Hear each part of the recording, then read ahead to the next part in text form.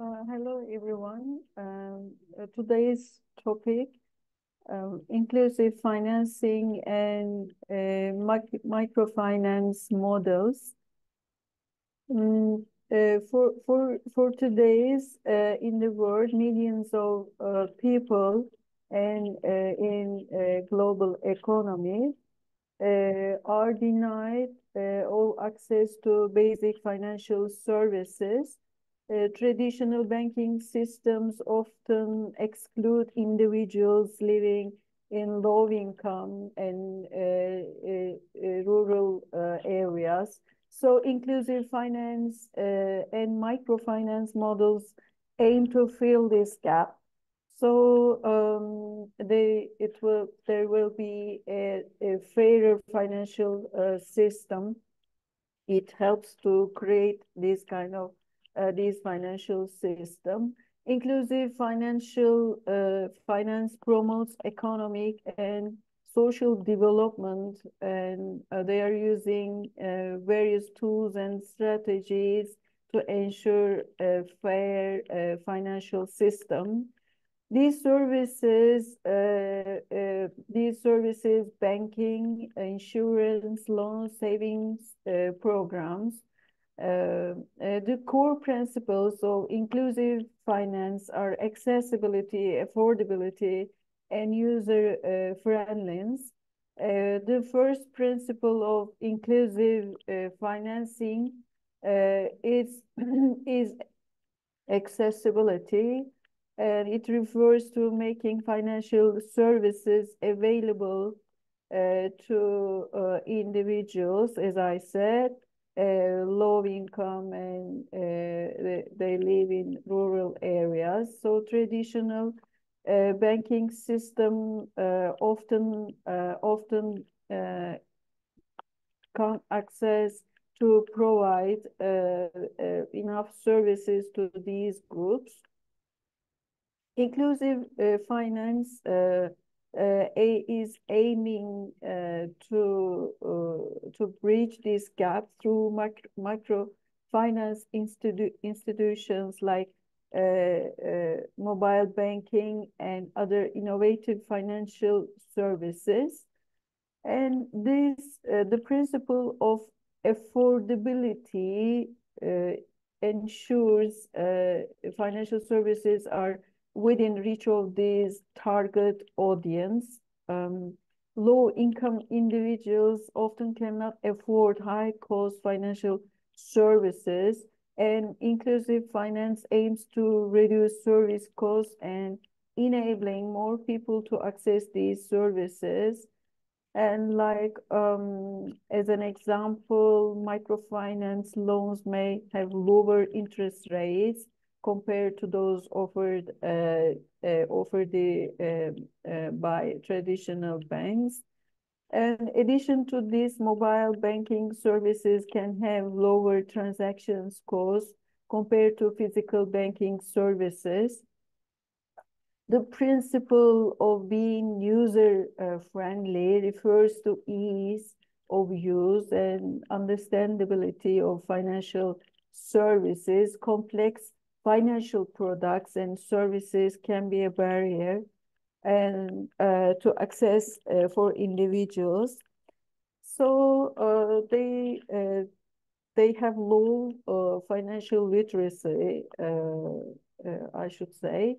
Therefore, inclusive finance aims to offer simple and understandable financial products, streamline loan application processes, and comprehensible insurance policies, help users more easily understand and utilize these services.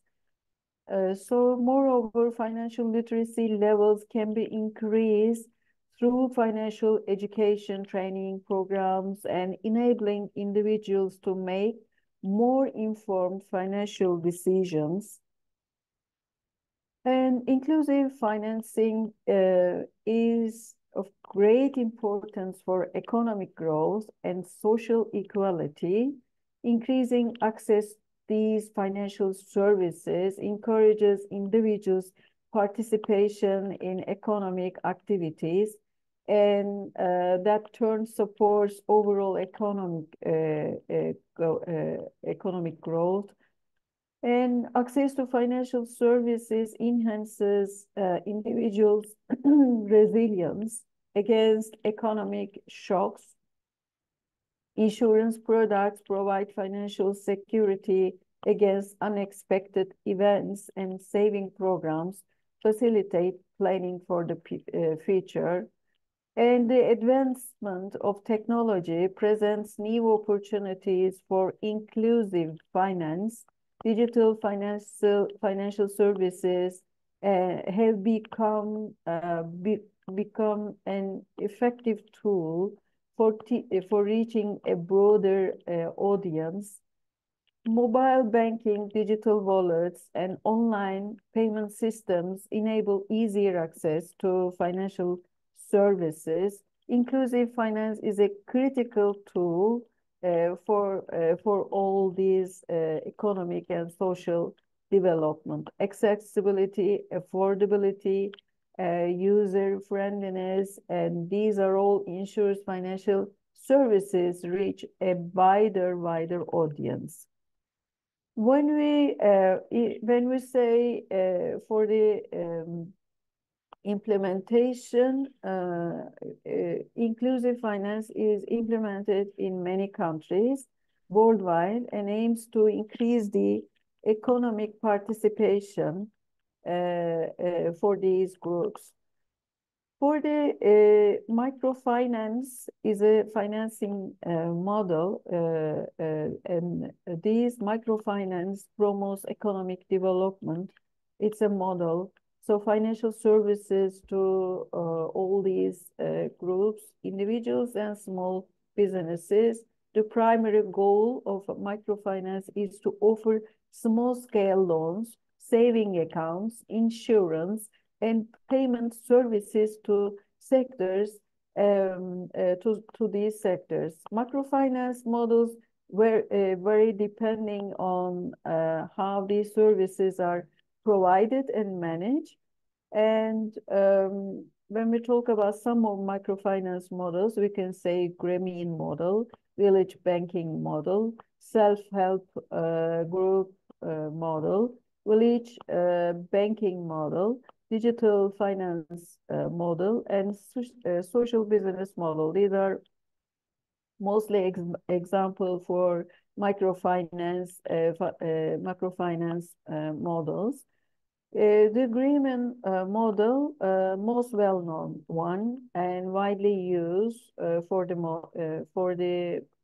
it's developed in 1970s in Bangladesh, and for the person who is developed is Mohammed Yunus, and this model offers small loans to impoverished women and forms loan groups, and group members co-guarantee each other's loans and make regular meetings to ensure loan repayments. And it doesn't require individual collateral.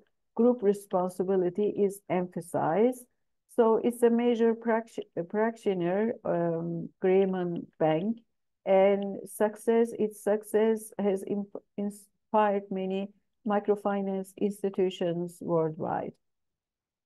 For the second one, village banking model, is this model provides again small loans to individual entrepreneurs, helping them grow their businesses. Borrowers' credit scores and financial status are considered, but without the high collateral requirements. So this model evaluates the business plans and repayment capacities of the borrowers. So it's typically used for small businesses operating in urban areas. The other model, self-help group model, and this is mostly used in India, and groups of 10 to 20 people are formed, and members save regularly, and accumulated savings are lent to membership within the group, so they support each other for the loan repayments and maintain financial discipline. Another one for the microfinance model is a village banking model. This is developed to facilitate for the people in rural areas. In this model, local banks and financial cooperatives are established in villages to offer micro loans and savings accounts and other financial services to the village population. So particularly effective this model for small farmers in the agricultural sector. And another model for the microfinance model, digital finance. So technological advancements, digital finance have also become significant in the microfinance sector. And that involves delivery of microfinance services, mobile banking, digital wallets, and online payment systems. So they reach a wider audience and reduces the transaction cost. So for another model, for microfinance model is another one, social business model. This one refers uh,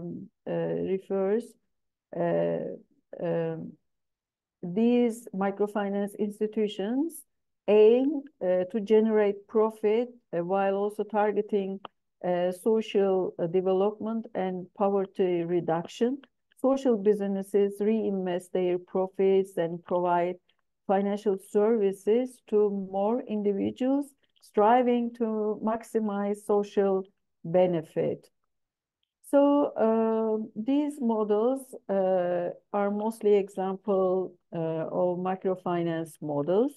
And technology, of course, is very important. Digital technologies play a significant role in expanding inclusive finance and microfinance services. And these technologies, such as mobile banking, payment systems, and digital wallets, have made services accessible to a wider audience. Inclusive finance and microfinance models are crucial in combating poverty and promoting economic development. And low-income individuals and micro entrepreneurs gain better opportunities and access to all these financial services. They can expand their businesses and meet basic needs such as training, health, and housing. And women particularly benefit from these services as microfinance often focuses on female entrepreneurs and strengthens their role within the community. So for the microfinance services, accessing these services, financial services, of course, they include some challenges like repayment difficulties, uh, like high transaction costs, lack of financial literacy. These are all challenges for the microfinance finance models, and infrastructure and technology issues, regulatory and legal changes, and funding and resource shortages, social and cultural barriers, and natural disasters and economic shocks, and sustainability and, of course, scalability issues. And when we talk about some more about challenges, we can say borrowers' incomes are irregular and unpredictable. So it may occur delays on loan repayment, And these, of course, that effects of financial health of microfinance institutions complicate their sustainability, and high transaction costs can negatively affect the sustainability of microfinance services.